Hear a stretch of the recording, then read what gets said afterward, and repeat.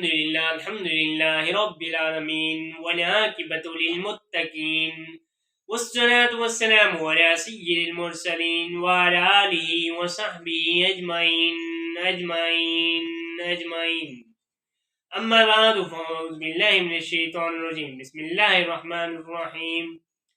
ألا إن أولياء الله لا خوف عليهم ولا هم يحزنون إن الله عز وجل قال في شان حبيبه مخبرا وآمرا إن الله وملائكته يصلون على النبي يا أيها الذين آمنوا صلوا عليه وسلموا تسليما اللهم صل على سيدنا ومولانا محمد المصطفى بديع العطاء وبهر الوفاء بديع الجمال وبهر الشفاء سيدنا أبي الزهراء وآلہ وبارک وسلم۔ اللہ عز و جل نے قرآن پاک میں ارشاد فرمایا الا ان اولیاء اللہ لا خوف علیہم ولا هم یحزنون، خبردار بے شک اللہ کے ولیوں کو نہ کوئی خوف ہے اور نہ ہی وہ غمگین ہوں گے۔ تو وہ کون ہے؟ وہ اللہ کے ولی ایسے ہیں کہ رب فرماتا ہے کہ جب وہ نیک اعمال کرتے ہیں، میرا قرب حاصل کرتے ہیں، تو پھر میں جو ہے وہ اس کے ہاتھ بن جاتا ہوں، جس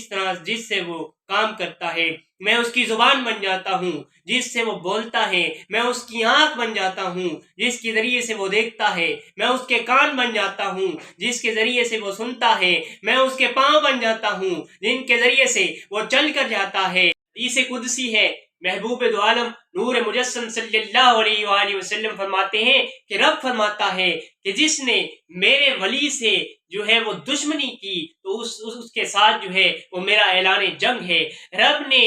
دو مقامات پر جو ہے وہ اپنے اعلان جنگ فرمایا ہے، ایک وہ جو کہ سود کھاتا ہے اور دوسرا وہ کہ جو اللہ کے ولی کے ساتھ جو ہے وہ دشمنی رکھتا ہے۔ رب نے ان دونوں کے ساتھ جو ہے وہ اعلان جنگ فرمایا ہے، تو وہ کون ہے؟ کس میں اتنی جرت ہے کہ وہ رب کے ساتھ جو ہے وہ جنگ کرے یا رب سے جو ہے وہ مقابلہ کرے؟ کسی میں یہ تاب نہیں ہے۔ لیکن افسوس کہ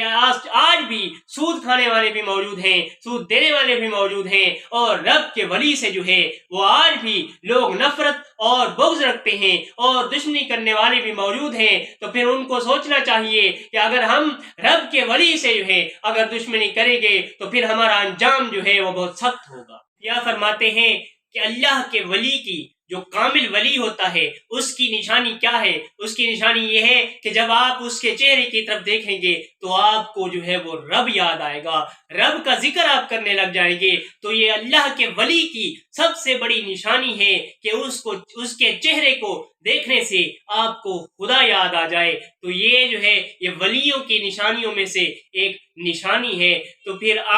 آپ جو ہے وہ ذکر کریں گے غوث اعظم جو کہ شیخ عبد القادر جیلانی جو کہ بغداد میں موجود ہیں، ان کا تذکرہ خیر کریں گے۔ وہ اللہ کے ولی ہیں، وہ ایسے ولی ہیں کہ اولیاء فرماتے ہیں کہ ان کا مقام جو ہے وہ جس طرح کے محبوب دو عالم نور مجسم صلی اللہ علیہ وآلہ وسلم کا مقام جو ہے وہ انبیاء میں ہے، اسی طرح اولیاء میں جو ہے وہ غوث اعظم شیخ عبد القادر جیلانی کا مقام ہے۔ ہم 11ویں شریف مناتے ہیں تو اس پر بھی جو ہے وہ لوگ اعتراضات کرتے ہیں اور اسے بدعت اور فلاں جو ہے وہ پکارتے ہیں، حالانکہ یہ ایسی بات نہیں ہے۔ بات دراصل یہ ہے کہ یہ ایک جو ہے وہ عرس کی محفل ہوتی ہے جسے جو ہے ہم نے 11ویں شریف کا نام دیا ہوا ہے، اور اس عرس میں جو ایصال ثواب کیا جاتا ہے۔ تو پھر آپ بتائیے کہ ایصال ثواب کرنا جو ہے وہ کیسے گناہ ہو گیا، کیسے ناجائز ہو گیا؟ ایصال ثواب میں جو ہے وہ قرآن خوانی ہوتی ہے، وہ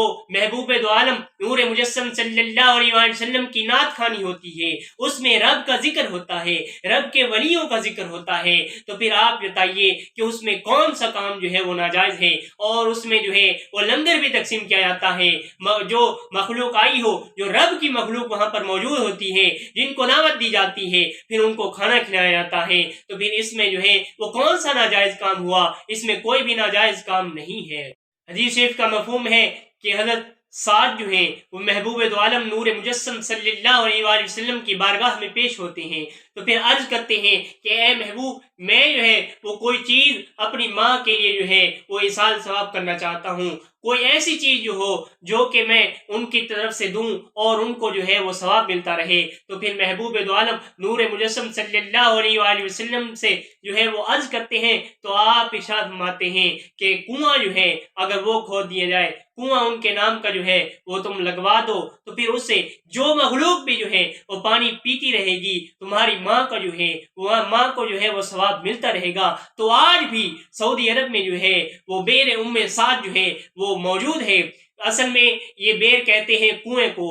اور سعد مطلب یہ ہے کہ سعد کی ماں کا کنواں۔ آج بھی وہ کنواں جو انہوں نے اپنی ماں کے ایصال ثواب کے لیے جو ہے وہ لگوایا تھا، وہ اب آج بھی جو ہے وہ چالو ہے، آج بھی اس کا پانی جو ہے وہ جاری ہے، اور وہ کنواں موجود ہے وہ تھا کس میں؟ وہ اصل میں ایصال ثواب کے لیے تھا۔ تو پھر وہ عمل جو ہے اس بات کو ثابت کرتا ہے کہ ایصال ثواب جو ہے وہ بالکل جائز ہے، اس میں کوئی بات نہیں ہے۔ شیخ عبد القادر جیلانی رحمت اللہ علیہ ایک ایسے علاقے میں گئے جہاں پر جو ہے وہ پانی کی قلت تھی، پانی موجود ہی نہیں تھا۔ تو پھر وہاں آپ کھڑے تھے، آپ کو پیاس لگی، ایک آسمان پر جو ہے وہ ایک بادل کا ٹکڑا بنا اور وہاں سے جو ہے وہ تھوڑا سا پانی برسا، تو پھر آپ نے اسے پانی کو پیا، اور اس بادل سے پھر آواز آئی کہ اے عبد القادر، میں تیرا رب ہوں، اور میں نے جو ہے وہ تجھ پر جو حرام چیزیں تھی وہ میں نے تیرے اوپر حلال کر دی ہیں۔ تو پھر آپ نے اسی وقت جو ہے وہ اعوذ باللہ پڑھا، اور لا حول ولا قوت الا باللہ پڑھا، یہ کلمات پڑھے، شیطان سے پناہ مانگتا ہوں۔ اور پھر اسی وقت دوبارہ اس نے آواز لگائی، اس نے کہا ہے عبد القادر، تجھے تیرے علم نے بچا لیا۔ تو پھر آپ نے دوبارہ جو ہے وہ اسے اسی وقت جواب دیا، آپ نے فرمایا مجھے میرے علم نے نہیں بچایا، بلکہ مجھے میرے رب کے فضل نے بچایا ہے۔ وہ ایک طرف سے جو ہے وہ جال ڈالنے لگا، تو اس میں جب کامیاب نہ ہو سکا تو اس نے دوسرا جو ہے اس نے پھر جال ڈالا کہ علم میں جو ہے وہ اسے تکبر دلواؤں، لیکن آپ جو ہے وہ اس سے بچ گئے اور آپ اس کی جال میں نہ پھنسے۔ غوث العظم شیخ عبد القادر جیلانی رحمت اللہ علیہ فرماتے ہیں، آپ فرماتے ہیں کہ میرا قدم جو ہے وہ رب کے ہر ولی کی گردن پر ہے۔ اتنا بلند مقام ہے کہ غوث العظم کی مہر لگتی ہے تب جو ہے وہ بندہ ولی بنتا ہے،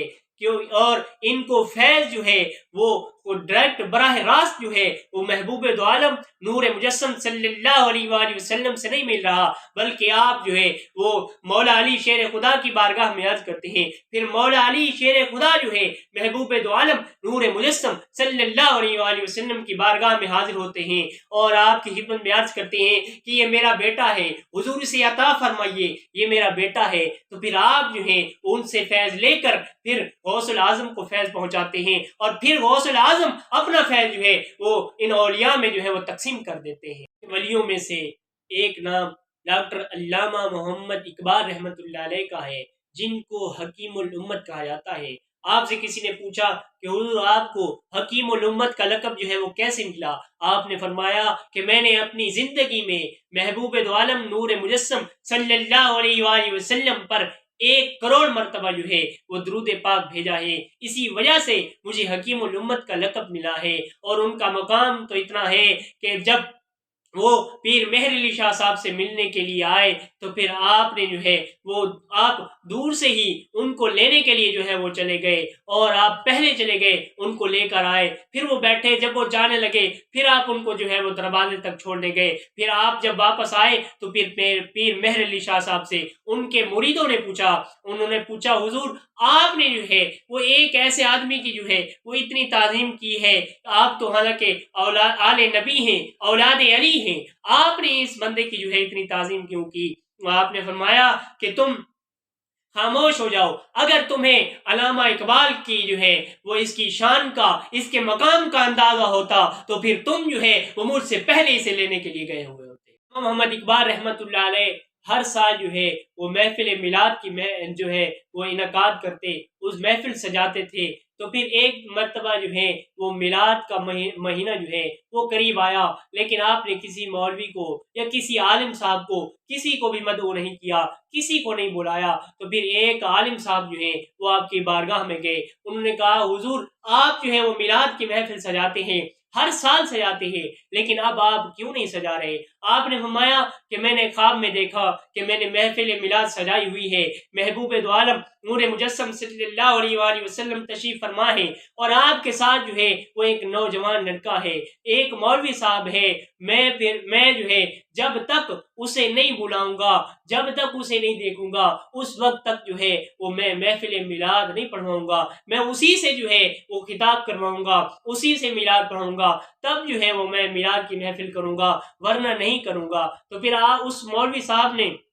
آپ سے پوچھا کہ آپ جو ہے مجھے ان کا تھوڑا سا حلیہ بتائیے۔ جب آپ نے حلیہ بتایا تو اس عالم صاحب نے کہا کہ اس نوجوان کو میں آپ کی بارگاہ میں لے کر آؤں گا، تو آپ جو ہے وہ محفل میلاد کا انعقاد کیجئے، آپ محفل میلاد سجائیے۔ جب محفل سج گئی تو پھر اس عالم صاحب نے جو ہے وہ ملتان کا رخ کیا، اور وہ آیا غزالی زماں راضی دوراں حضرت علامہ سید احمد سید کاظمی شاہ صاحب رحمۃ اللہ علیہ کی بارگاہ میں ان کو لے کر گیا۔ تو پھر انہوں نے جو ہے وہاں پر خطاب کیا۔ علامہ اقبال صاحب نے فرمایا ہاں یہی وہ جوان ہے جس کو میں نے محبوب دو عالم نور مجسم صلی اللہ علیہ وآلہ وسلم کے ساتھ جو ہے وہ اپنے میلاد کی محفل میں دیکھا تھا۔ پھر آپ نے جو ہے ان کے ساتھ خطاب کیا، اور جب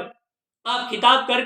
جو ہے بیٹھ گئے تو پھر علامہ صاحب نے چونکہ علامہ صاحب کی عمر جو ہے بہت زیادہ تھی، آپ نے غزالی زماں سید احمد سید کاظمی کے جو ہے وہ کندھے پر ہاتھ رکھا، اور آپ نے فرمایا کہ اے بیٹے مجھے لگتا ہے تم بڑے ہو کر بہت نام کماؤ گے۔ محمد اقبال رحمت اللہ علیہ کو محبوب دو عالم نور مجسم صلی اللہ علیہ وآلہ وسلم سے اتنا عشق تھا، اتنا دلی لگاؤ تھا کہ آپ صرف ان کا نام لینے سے ہی جو ہے وہ پسینے سے شرابور ہو جاتے، آپ کا سارا جسم جو ہے وہ پسینے سے تر ہو جاتا۔ یہ عشق مصطفیٰ کی کیفیت ہے۔ اور آپ جو ہے وہ خاتون جنت کے بارے میں فرماتے ہیں، آپ فرماتے ہیں کہ میرے ہاتھوں کو جو ہے وہ شریعت کی زنجیروں نے جکڑا ہوا ہے، اگر شریعت کی زنجیروں نے جکڑا ہوا نہ ہوتا تو پھر میں خانہ کعبہ کا طواف نہ کرتا، بلکہ میں خاتون جنت سیدہ فاطمہ الزہرا کی قبر کا جو ہے وہ طواف کرتا۔ یہ ان کے عشق ہے، یہ اہل بیت سے بھی ان کا عشق ہے،